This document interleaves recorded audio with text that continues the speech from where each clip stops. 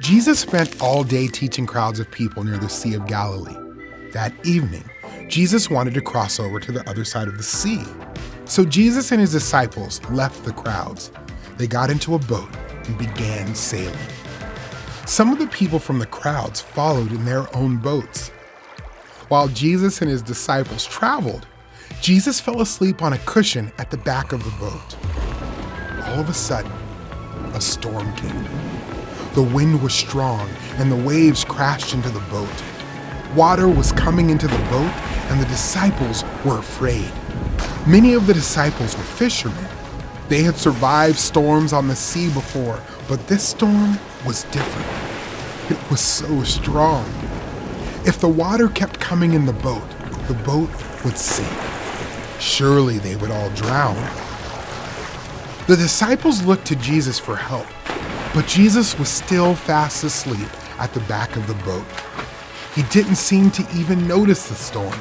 Did Jesus care if they were about to sink into the sea? The disciples woke up Jesus.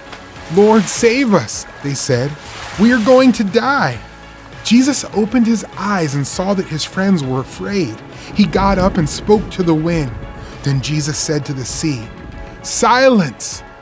Be still." At the sound of Jesus' voice, the wind stopped blowing and the waves stopped crashing. Everything was calm. The disciples were safe. Jesus looked at his disciples and asked, "Why are you afraid? Do you still have no faith?" Did the disciples not trust Jesus to take care of them? The disciples were amazed. "Who is this man?"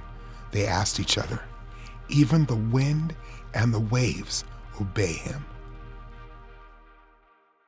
Jesus' disciples knew Jesus was a good man and a good teacher. But when Jesus calmed the wind and the waves, he showed his disciples that he is also God. God rules the sea and stills its waves.